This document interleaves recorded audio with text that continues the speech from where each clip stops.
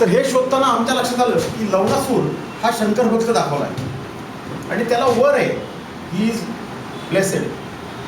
तर शस्त्रहीन असताना, फक्त शस्त्रधारी असताना तो अजिंक्य असतो, त्यामुळे त्याला शस्त्रहीन असतानाच वध केला पाहिजे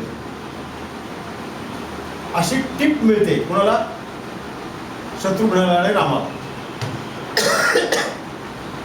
तर हा शंकर भक्त, त्याला असा एक वर असतो की 100 राजाला त्यांनी मारलं तर तो अमर होणार असतो.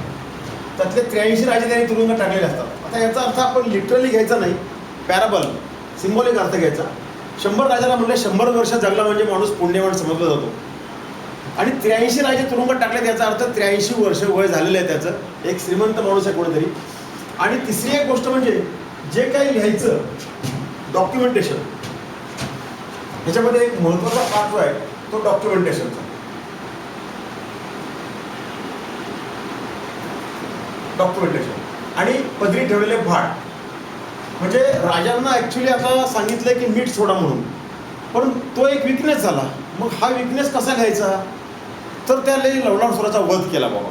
म्हणजे त्यांना बीपीचा त्रास आहे असं बोलायचं नाही, किंवा मला चष्मा आहे तर चष्मा काय भारी आणला, 10,000 रुपयाची फ्रेम आणली, फॉरेनमध्ये जाऊन डोळे तपासले वगैरे वगैरे. समज.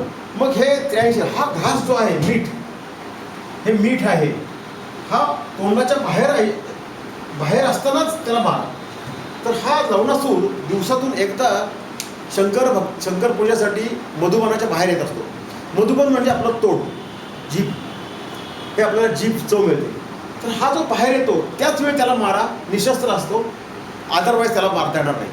ही जी सगळी स्टोरी आहे ही कोडिफाईड फॉर्ममध्ये डॉक्युमेंटेशन ज्याने केलं, रामाची बदनामी न होता,